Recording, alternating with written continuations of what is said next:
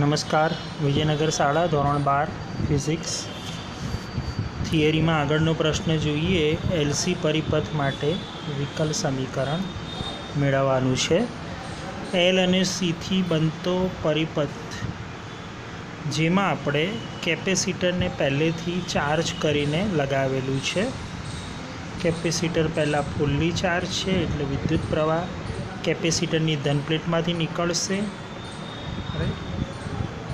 સારું, હવે જુઓ,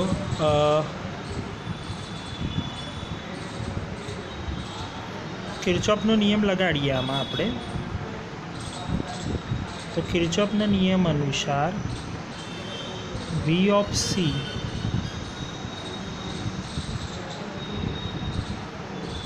is equal to V of L, એટલે કે એલ વી ઓફ એલ તમને ખબર છે મિત્રો.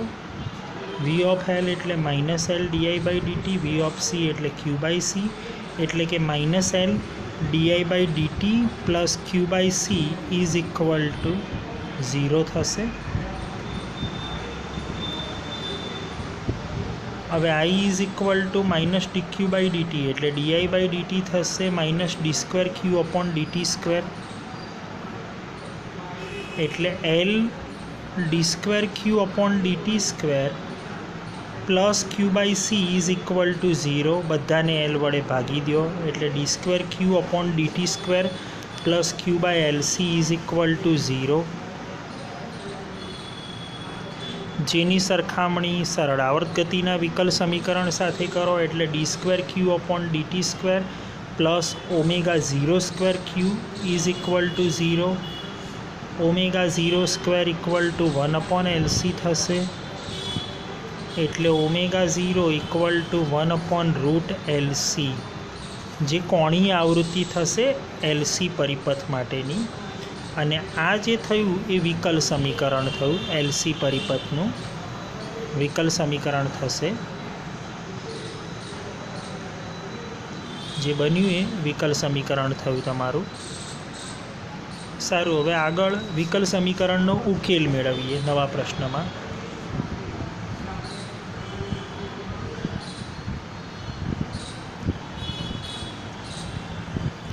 જો હવે આપણી જોડે વિકલ સમીકરણ તરીકે D square Q upon DT square plus Q by LC is equal to 0 છે. જે આને મળતું આવે છે D square y upon DT square plus omega square y equal to 0.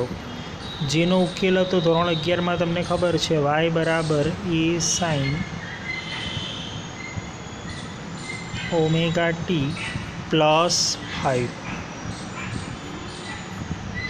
અહીં જે હોય એનું મહત્તમ અહીં હોય, 5 પ્રારંભિક કળા હતી. તો એ જ રીતે અહીં ક્યુ માટે લખવું હોય તો વાયનું કામ ક્યુ કરે, ક્યુનું મહત્તમ એટલે ક્યુ એમ. સાઇનની જગ્યાએ તમે કોસ પણ લખી શકો છો વિધેયમાં, એટલે cos omega 0 T plus 5. Right, એટલે આ ક્યુનો ઉકેલ થયો. ક્યુ બરાબર ક્યુ એમ કોસ ઓમેગા 0 ટી પ્લસ 5, જ્યાં ક્યુ એમ એ ક્યુનું મહત્તમ મૂલ્ય અને 5 એ કળા અચળાંક અથવા તો તમે એને પ્રારંભિક કળા કહી શકો છો. પ્રારંભિક સમય એટલે કે T equal to T equal to 0 સમયે તમારો વિદ્યુતભાર મહત્તમ છે, કેમ કે કેપેસિટર ફૂલ્લી ચાર્જ કરેલું છે. રાઈટ, એ વખતે તમારો પ્રવાહ શૂન્ય હશે. એ વખતે તમારો પ્રવાહ કેવો હશે? 0 હશે. એટલે જો તમે આ સમીકરણની અંદર ટી બરાબર 0 મૂકી દો એટલે ક્યુ બરાબર ક્યુ એમ કોસ 5, ક્યુ બરાબર ક્યુ એમ કોસ 5, એટલે કે કોસ 5 ઇઝ ઇક્વલ ટુ 1, એટલે 5 ઇઝ ઇક્વલ ટુ 0, એટલે પ્રારંભિક કળા પણ તમને મળી ગઈ. સમીકરણમાં ફરીથી આ કિંમત પાછી મૂકી દો 5 અને ફાઈની કિંમત ફાઈ બરાબર 0 મૂકશો એટલે તમને હવે સમીકરણ રીરાઇટ કરશો એટલે ક્યુ બરાબર QM cos omega 0t phi બરાબર 0 મૂક્યા. જો તમે એનું સમય સાપેક્ષે વિકલન કરશો એટલે તમને પ્રવાહ મળશે dq/dt બરાબર વિકલન કરો એટલે QM અચળ ગુણાકારમાં એમનો એમ કોસનું માઇનસ સાઇન અને ગુણ્યા ટીનો સહગુણક એટલે ઓમેગા 0. આપણને ખબર છે મિત્રો dq/dt એટલે આઈ મૂકી દો, માઇનસ આઈ બી લખી શકો કેમ કે જેમ જેમ સમય જાય તેમ તેમ કેપેસિટરની પ્લેટ પરનો વિદ્યુત ભાર ઘટતો જાય છે. dq/dt તમારું ઋણ થશે એટલે માઇનસ નીકળી જાય, માઇનસ સાઇન સાથે રાખશો તો પણ ચાલશે મિત્રો. QM ઇન્ટુ ઓમેગા એ તમારો મહત્તમ પ્રવાહ દર્શાવે છે IM એટલે I બરાબર IM સાઇન ઓમેગા 0t. આ આપણને પ્રવાહનું સૂત્ર મળ્યું મિત્રો, જે એનો ઉકેલ થયો વિદ્યુત ભાર અને વિદ્યુત પ્રવાહનો. LC પરિપથમાં દોલનો કેવી રીતે થાય એ દર્શાવ્યું છે, જેના માટે હું તમને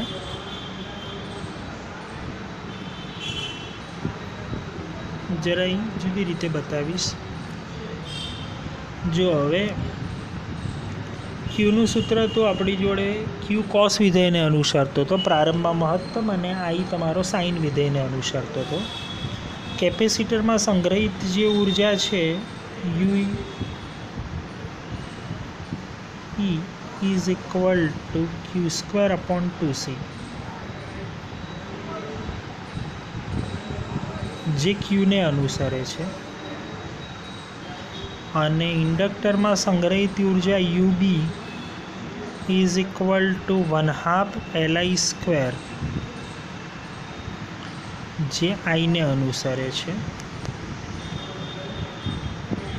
કેપેસિટરની જે ઉર્જા છે એનો સંગ્રહ વિદ્યુત ક્ષેત્રમાં થાય છે, ઇન્ડક્ટરમાં જે ઉર્જા છે એનો સંગ્રહ ચુંબકીય ક્ષેત્રમાં થાય છે. ઇન્ડક્ટરની ઉર્જા આઈને ફોલો કરે છે, કેપેસિટરની ઉર્જા ક્યુને ફોલો કરે છે. તમારો ક્યુનો આલેખ આવો થશે.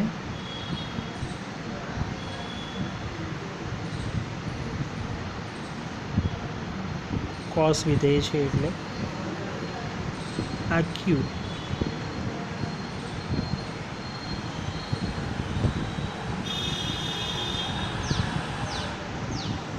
અહીં થશે ક્યુ.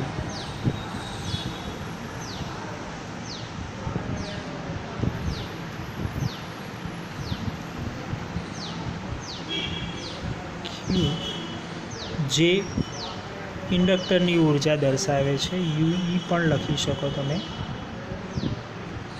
કોસ વિધેય છે એટલે અહીં મહત્તમથી ચાલુ કરું.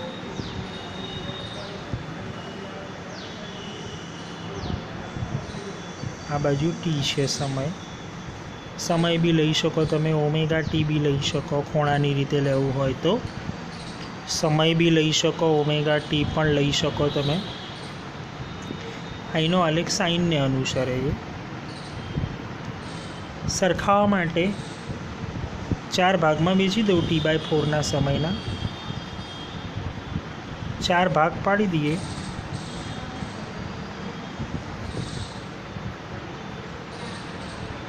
તો આનો આલેખ આવો થશે.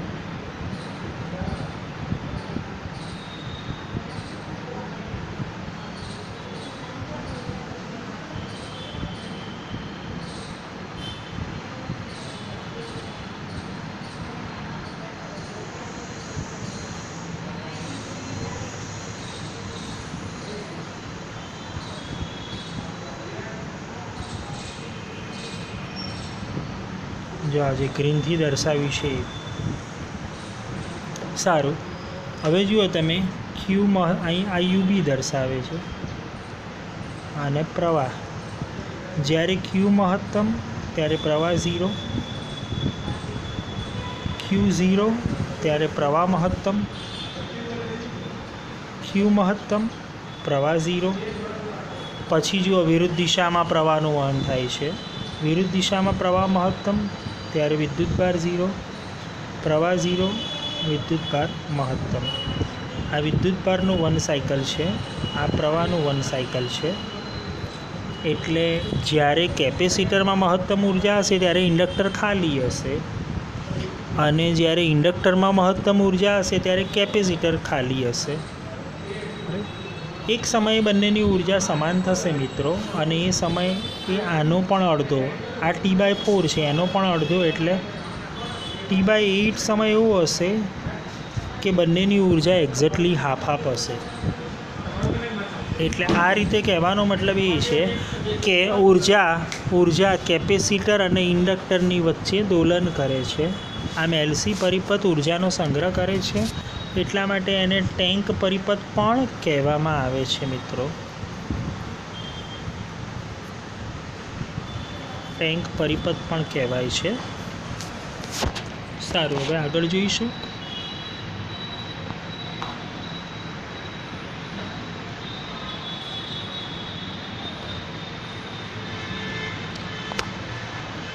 એટલે એલસી દોલનનો પ્રશ્ન અગત્યનો પ્રશ્ન છે। एलसीनो दोलन परिपथ समझावानो प्रश्न अगत्यनो है। पछी आवे छे ट्रांसफॉर्मर। पावर ने एक छेड़ेथी बीजा छेड़े ट्रांसफर करवा माटे जे साधन वपराय छे एने आपणे ट्रांसफॉर्मर कहीए छीए। विद्युत चुंबकीय प्रेरणना सिद्धांत पर ज काम करे छे। बे प्रकारना ट्रांसफॉर्मर छे, स्टेप अप, स्टेप डाउन। प्रेरणना सिद्धांत पर ज काम करे छे, अन्योन्य प्रेरण। ट्रांसफॉर्मर में एकबीजाथी अलग करेला बे गूंछड़ानी जोड़ी होय छे। एकने आपणे प्राथमिक गूंछड़ुं कहीए छीए, एकने गौण गूंछड़ुं कहीए छीए, प्राइमरी अने सेकेंडरी। नरम लोखंडना गर्भ उपर आ गूंछड़ाओ वींटाड़ेला होय छे। आ थई एनी रचना सिद्धांतनी वात छे। हवे एनी कार्यपद्धति जोईए। ट्रांसफॉर्मरनी कार्यपद्धति आ पहला रचना में आपने एक आ वस्तु रही गई। जो आ रीते नरम लोखंडना गर्भ पर प्राइमरी गूंछड़ुं अने सेकेंडरी गूंछड़ुं वींटाड़ेलुं होय छे।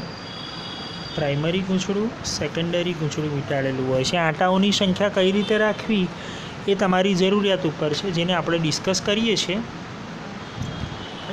એટલે અન્યોન્ય પ્રેરણના સિદ્ધાંત ઉપર કામ કરે છે। આની ક્ષેત્રરેખા આની સાથે સંકળાય એટલે મ્યુચ્યુઅલ ઇન્ડક્ટન્સ અન્યોન્ય પ્રેરણના સિદ્ધાંત ઉપર કાર્ય કરે છે।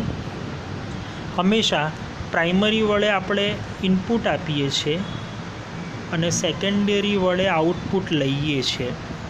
આ યાદ રાખજો, જે લઈએ એ આપણું આઉટપુટ, આપણને જે મળે એ આપણું આઉટપુટ છે અને જે આપણે આપીએ છીએ આપણું ઇનપુટ છે। प्राथमिक गूंछड़ा अथवा तो प्राइमरी गूंछड़ा वडे आपणे इनपुट आपीशुं अने गौण गूंछड़ा एटले के सेकेंडरी गूंछड़ा वडे आपणे आउटपुट मेळवीशुं। पहला ज तमने वात करी ए प्रमाणे ट्रांसफॉर्मर आपणी जोड़े बे प्रकारना छे, स्टेप अप अने step down. Step up transformer में प्राइमरी करता सेकेंडरीना आटाओनी संख्या वधारे होय। तमने खबर है कि वोल्टेज चले छे एन, एटले स्टेप अप ज्यारे वोल्टेज ने वधारवा होय। अपनो मतलब अहीं जे बी नाम है वोल्टेजना संदर्भ में लखायेला है।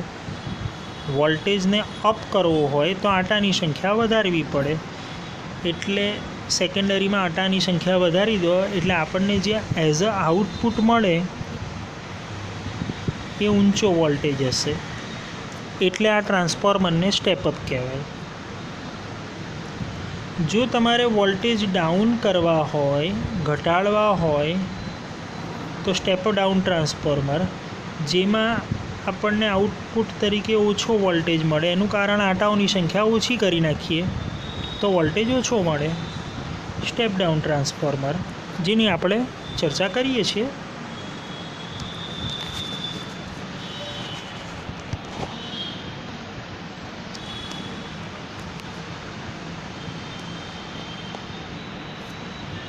जो આપણે ફેરાડેના નિયમ ઉપર જ કામ કરીએ છીએ। પ્રેરણનો સિદ્ધાંત જ છે, પ્રેરિત ઈએમએફ જ મળે છે।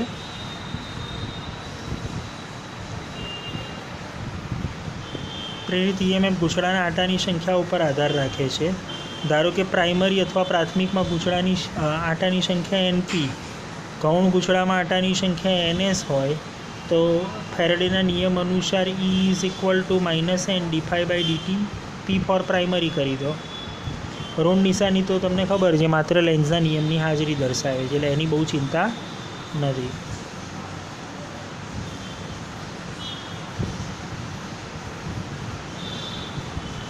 પ્રાથમિક ગૂંચળામાં પ્રેરિત ઈએમએફનું સૂત્ર લખ્યું, એ જ રીતે ગૌણ ગૂંચળામાં પ્રેરિત ઈએમએફનું સૂત્ર લખ્યું. ઈએમએફને તમે વોલ્ટેજ એટલે V તરીકે પણ દર્શાવી શકો છો, એટલે EPની જગ્યાએ VP લખો અને ESની જગ્યાએ VS લખો તો પણ વાંધો નથી દોસ્તો. એટલે ફરીથી એ પ્રમાણે સમીકરણ કરું. એકચ્યુઅલી VP અને VS એ અનુક્રમે પ્રાથમિક અને ગૌણ ગૂંચળાના બે છેડાઓ વચ્ચેના વોલ્ટેજ છે. ગુણોત્તર લઉં એટલે આ ઉડી જશે, ઋણ નિશાની જતી રહેશે, એટલે VS/VP is equal two NS/NP. In short V ચલે છે M. એટલે જ મેં કીધું તમને વોલ્ટેજ અપ કરવા હોય તો આંટાઓની સંખ્યા વધારો, વોલ્ટેજ ડાઉન કરવા હોય તો આંટાઓની સંખ્યા ઓછી કરો.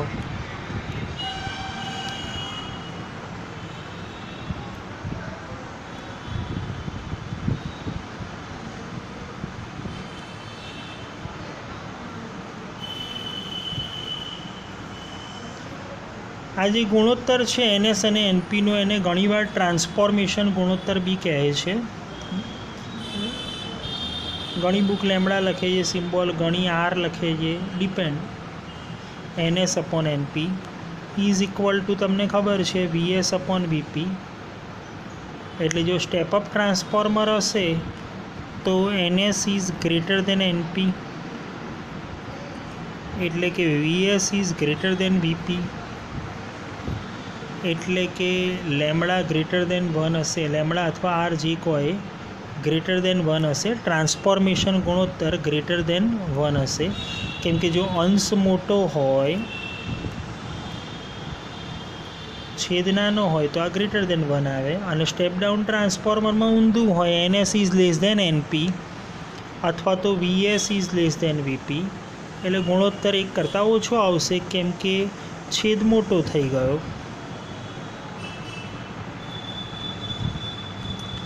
આદર્શ ટ્રાન્સફોર્મરની વાત કરીએ. બેઝિકલી ટ્રાન્સફોર્મર પાવર સ્ટેશનમાંથી જે કંઈ પાવર ઉત્પન્ન થાય એને આપણા ઘરો સુધી પહોંચાડવા માટે ટ્રાન્સફોર્મરનો ખાસ ઉપયોગ થાય છે, કેમ કે પાવર કેબલ દ્વારા પહોંચાડવામાં આવે છે વાયર વડે. અને ઓબ્વિયસ છે કે પાવર જે ઉત્પન્ન થયો હોય એ આપણી ધારણા એવી હોય કે પૂરેપૂરો પહોંચે કસ્ટમર સુધી. એટલે P = VI, ઉત્પન્ન થતો પાવર અચળ રહેવો જોઈએ. તો એ આદર્શ ટ્રાન્સફોર્મર થયું. જેટલો પાવર જનરેટરથી ઉત્પન્ન થયો એટલો જ કોઈપણ લોકો સુધી પહોંચવો જોઈએ. એટલે VI અચળ, એટલે V ચલે છે 1/I આદર્શ ટ્રાન્સફોર્મર માટે. એટલે આદર્શ ટ્રાન્સફોર્મર માટે VI અચળ, એટલે VP/IP is equal two VS/IS. VS/VP equal to NS/NP તો છે જ. વધારામાં આપણે આગળ જોડવું હોય તો IP/IS પણ લખી શકીએ. વધારામાં જો જોડવું હોય તો IP/IS પણ લખી શકીએ. ઇન શોર્ટ આખું સૂત્ર આપણું એવું થશે કે VS/VP is equal two NS/NP is equal two IP/IS. આઈનો સંબંધ વ્યસ્ત છે એટલે એમાં ઊંધું થઈ જશે. આ વાત થઈ આદર્શ ટ્રાન્સફોર્મરની મિત્રો. વાસ્તવમાં એવું નથી હોતું, તમને ખબર છે. વાસ્તવિક ટ્રાન્સફોર્મરની અંદર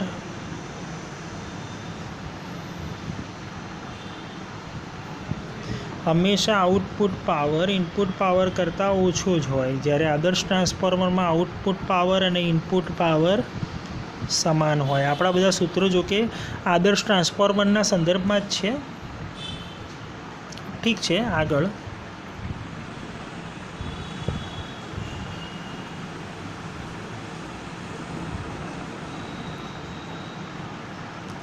પછી આવે છે વાસ્તવિક ટ્રાન્સફોર્મરમાં. આ પ્રશ્ન સારો છે, પરીક્ષામાં 2 માર્કની રીતે પૂછાવા માટે, એટલે મિત્રો ધ્યાન રાખજો.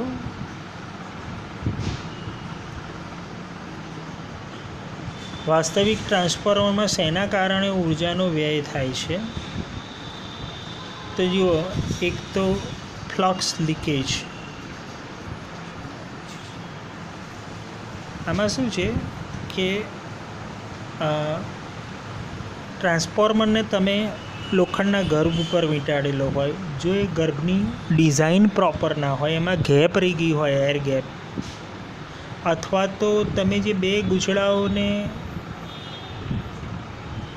2 સિલિન્ડર ઉપર વીંટાળેલા હોય, 2 કોર ઉપર, બંનેની વચ્ચેનો એર ગેપ વધારે હોય કે એવું કોઈ પણ કારણસર ફ્લક્સ એક ગૂંચળાથી બીજા ગૂંચળા સુધી પ્રોપર રીતે સંકળાય નહીં, ચુંબકીય ક્ષેત્ર રેખાઓ, તો એ જે લીકેજ થાય ફ્લક્સ, એના કારણે પાવરનો વ્યય થાય છે. તમે જો પ્રોપર રીતે ડિઝાઇન કરેલું હોય, એર ગેપ ના રાખી હોય, તો આ ફ્લક્સ લીકેજ ખૂબ ઓછી થઈ જાય છે મિત્રો. અચ્છા, પછી તમે ગૂંચળું વીંટાળો છો, ઓબ્વિયસ છે, તારને વાળો છો, વાઇન્ડિંગ કરો છો, તો વાઇન્ડિંગના કારણે તાર જ છે વાઇન્ડિંગનો, એટલે ઉષ્મા ઉર્જા P = I²R અનુસાર I²RT અનુસાર ઉષ્મા ઉર્જા અથવા તો ઉષ્મીય પાવર I²R વ્યય થતો હોય છે. તમે ઓછો અવરોધવાળો તાર હોય જાડો, એને વીંટાળીને ઉષ્મીય અવરોધને ઓછો બી કરી શકો. એડી પ્રવાહ તમને ખબર છે, પ્રેરિત પ્રવાહની સાથે ઉત્પન્ન થાય, તો એડી પ્રવાહના કારણે પણ ઉર્જાનો વ્યય થતો હોય છે. આની અંદર સતત મેગ્નેટાઇઝેશન અને ડિમેગ્નેટાઇઝેશનની પ્રક્રિયા થાય, એના કારણે પણ હિસ્ટેરિસિસ, જો યાદ હોય ચેપ્ટર 5 હિસ્ટેરિસિસ, આલેખ પોતાના મૂળ માર્ગે પાછો નહોતો આવતો, તમને યાદ હોય તો હિસ્ટેરિસિસ, એના કારણે પણ ઉર્જાનો વ્યય થાય. હિસ્ટેરિસિસ પોતે એકમ કદ દીઠ ઉષ્મા ઉર્જાનો વ્યય જ દર્શાવતું. એટલે આ બધા કારણોસર ટ્રાન્સફોર્મરમાં લીકેજ થતું હોય છે.